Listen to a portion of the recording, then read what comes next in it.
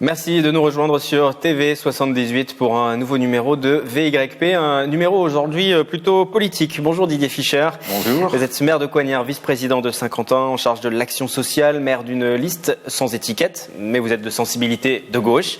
Voilà, on va présenter les choses comme ça. Vous avez revêtu votre écharpe le 9 décembre dernier, un peu plus de 10 ans après votre première candidature au municipal sur cette commune, puisqu'avant vous militiez sur Rambouillet, non loin de Coignères. Vous avez un souvenir justement de ce départ de Rambouillet et de votre arrivée à Coignères il y a une dizaine d'années? Souvenir, non, disons, enfin souvenir, je ne sais pas si c'est un souvenir, mais bon, notre famille, je dirais, s'agrandissait, les enfants grandissaient, on avait un petit logement à Rambouillet et on cherchait effectivement quelque chose de plus vaste, de plus grand. On cherchait un logement de 100 à 120 mètres carrés et sur Rambouillet c'était très cher à l'époque. C'était un choix personnel de vous installer. J'avais un budget qui était autour de 300 000 euros. Il fallait compter 500 000 euros pour avoir quelque chose de très bien sur Rambouillet. Donc ensuite j'ai regardé un peu sur la ligne de chemin de fer, puisque l'idée c'était quand même d'avoir un axe de transport, et j'ai regardé au Perret, aux Essarts, et puis je suis arrivé à Coignères. Voilà, c'est un peu le hasard qui a fait que je suis arrivé à Coignères.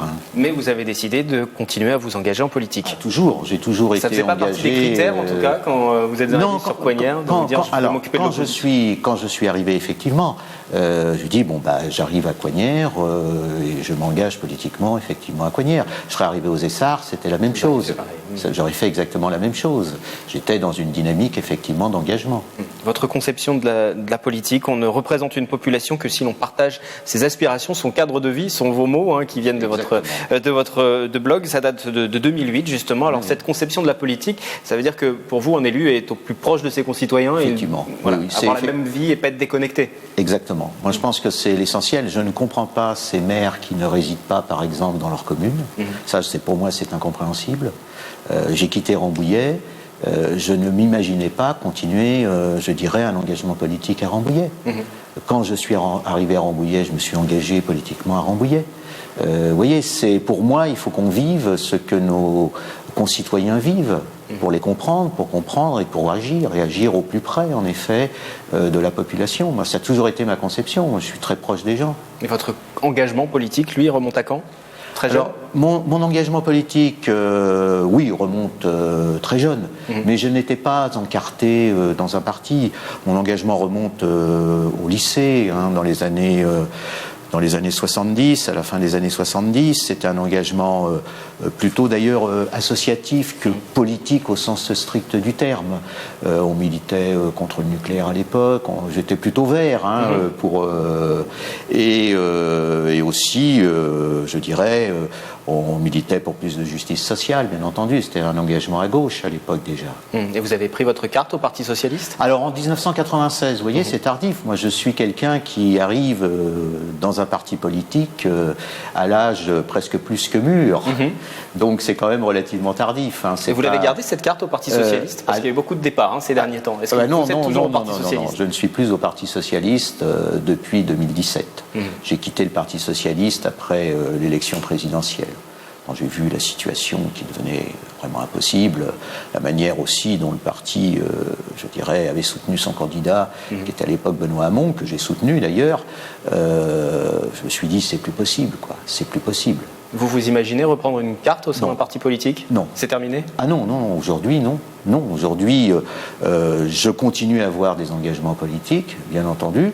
C'est ce que je disais quand j'ai été officiellement, quand j'ai revêtu officiellement l'écharpe tricolore le 9 décembre. J'ai dit, jusque-là, Coignères a eu des maires sans étiquette mais de droite. Aujourd'hui, ils ont un maire sans étiquette mais de gauche. Voilà, bon, je pense que tout le monde a compris. Mais non, je ne m'imagine pas reprendre une carte dans un parti politique aujourd'hui. L'évolution de la politique aujourd'hui fait que appartenir à un parti ne signifie plus grand-chose ? Je ne sais pas si ça ne signifie plus grand-chose. Moi, j'admire encore ceux qui ont la foi chevillée au corps et qui pensent que... mais je crois aussi, sincèrement, qu'il y a peut-être d'autres manières aussi de faire évoluer les choses, de transformer la société. Les partis ont toute leur raison d'être, mais faut-il encore qu'ils représentent, je dirais, la population, ce qui n'est plus tout à fait le cas aujourd'hui. Sur un plan professionnel, vous êtes docteur en histoire, professeur agrégé d'histoire et de géographie au lycée Bascan à Rambouillet. Parlez-nous un petit peu de cette passion pour l'histoire avec un grand H. Ah, la passion pour l'histoire, oui. Ma passion pour l'histoire, elle remonte aussi à ma jeunesse. J'avais un père qui était un ouvrier d'ailleurs. Il conduisait un ouvrier au sens, je dirais, de l'INSEE, c'est-à-dire il conduisait les autobus. Mais il avait vécu la Seconde Guerre mondiale comme jeune homme et il était passionné effectivement par cette histoire. Et il avait une bibliothèque assez remarquable et j'ai plongé dans cette bibliothèque évidemment tout petit. Et l'histoire est venue comme cela, cette transmission paternelle a fait que je me suis intéressé plus particulièrement effectivement à l'histoire. Mais je n'avais pas forcément au départ l'intention d'être professeur d'histoire, j'ai même envisagé même à un moment d'être professeur d'éducation physique. Donc vous voyez, c'est quand même pas tout à fait la même chose. Mais l'enseignement était quelque chose qui m'intéressait vraiment, qui me passionnait. Alors je ne sais pas si, parce qu'on peut parler de vocation, on parle souvent de vocation pour les enseignants, je ne sais pas si c'est une vocation, parce que c'est quand même un métier aussi, enseigner, et ça s'apprend. Moi, en plus de 30 ans aujourd'hui, je dirais d'enseignement, j'ai beaucoup appris aussi. J'ai fait des bêtises aussi quand j'étais plus jeune enseignant. Bon, l'important en fait, c'est ce que je dis souvent aux enseignants que j'avais en responsabilité quand j'avais des stagiaires dans mes classes. Maintenant, avec la vie politique, j'ai moins de temps à consacrer à la formation des jeunes dans l'enseignement, mais je leur disais disons que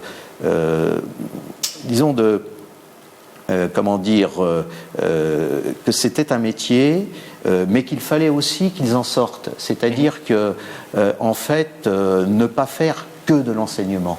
Ayez à côté une passion, une autre chose, parce qu'il ne faut pas que les échecs de vos élèves soient vos propres échecs. C'est très difficile à vivre, cela. Vous avez publié des ouvrages, notamment. J'ai publié, oui. Sur les mouvements étudiants, ou encore sur cette question, peut-on sauver l'école de la République? D'ailleurs, peut-on la sauver, cette école? On voit qu'encore aujourd'hui, il y a des réformes, modifier les programmes, le baccalauréat. C'est mon éditeur qui a choisi ce titre. Parce que, je suis beaucoup plus nuancé, évidemment, dans mon propos par rapport à l'école de la République. Non, mais je dirais que la partie recherche, écriture, c'est aussi un peu ma soupape à moi de sécurité en quelque sorte. Et c'est vrai que j'ai écrit un certain nombre d'ouvrages et je continue à l'heure actuelle. Le dernier, je l'ai publié en 2018 sur l'Union nationale. D'ailleurs, à propos de ça, les amis qui disent mais t'es un gars de gauche, mais tu écris que sur des sujets de droite. Alors je dis, je sais pas si l'Union nationale est un sujet spécialement de droite, alors je vais regarder. Alors effectivement, on pourrait dire cela, parce que, à part mon histoire sur les étudiants en France, où il y a quand même, des éléments qui sont quand même très à gauche dans cette histoire, c'est vrai, le fait d'avoir écrit sur le mythe Pétain, par exemple, d'avoir écrit sur l'homme providentiel, et enfin sur l'Union nationale, c'est un cycle qui se clôt. Et c'est vrai que c'est des sujets qui seraient plus classés à droite qu'à gauche.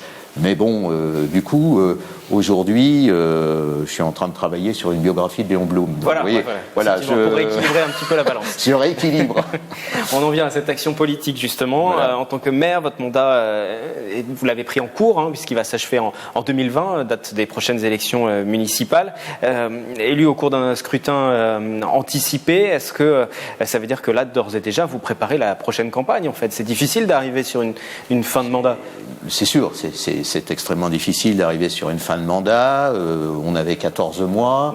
On avait un projet quand même. Il faut pas l'oublier. Et je pense qu'on va arriver dans ces 14 mois à réaliser les promesses que l'on avait faites au moment de la campagne électorale. Vous pensez pouvoir faire bouger les choses aussi rapidement sur la commune? Oui, je pense. Parce qu'on dit toujours que la dernière année d'un mandat est en général assez difficile. Mais nous, c'est atypique. On arrive effectivement à la fin du mandat. Et je pense qu'on va y arriver. On va y arriver à faire bouger les choses. Je pense que les choses sont en train de changer à l'heure actuelle. Il y a un retour quand même à plus de sérénité, je dirais en mairie, en ville. C'était un des objectifs quand même, essayer de ramener un peu de calme, un peu de sérénité, pouvoir redémarrer enfin, respirer en quelque sorte. Eh bien ça, je crois qu'on y est. C'est fragile encore, bien entendu, mais je crois qu'on y est. Ensuite, dans bien des domaines aussi, on va avancer. On avance à l'heure actuelle sur la jeunesse. C'est une de nos priorités et je pense que l'on va replacer en quelque sorte la jeunesse un peu au cœur des préoccupations de notre commune, sans pour autant négliger les seniors.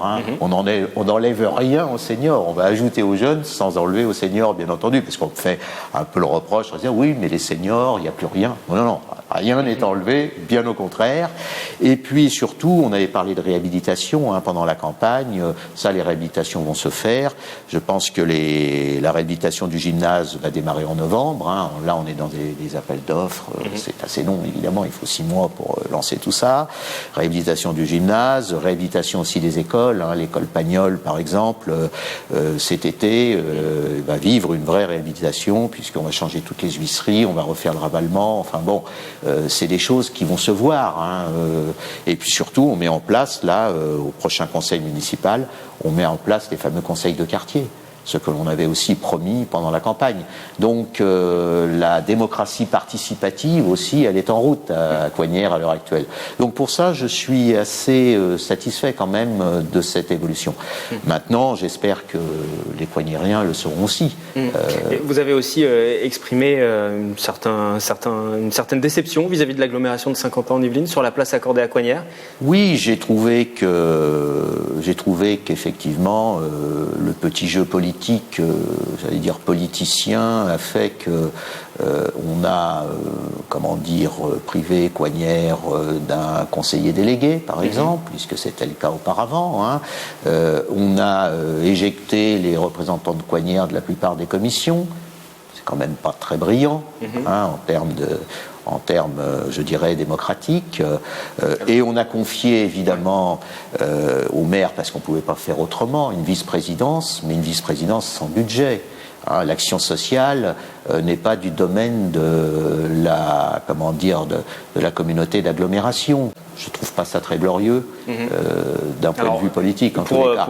Mais cela dit... Pour y répondre, avant, Coignères était dans la majorité, aujourd'hui Coignères est dans l'opposition, si on prend l'échelle de l'agglomération. Oui, non, mais évidemment, si on considère... Oui, mais à partir du moment où on fait l'ouverture, d'une certaine façon,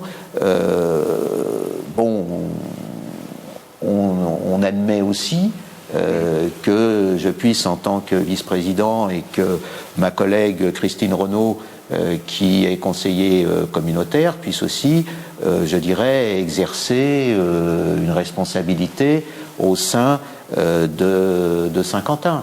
Et une responsabilité qui veuille dire quelque chose. Pourquoi ne m'a-t-on pas laissé la santé, par exemple ?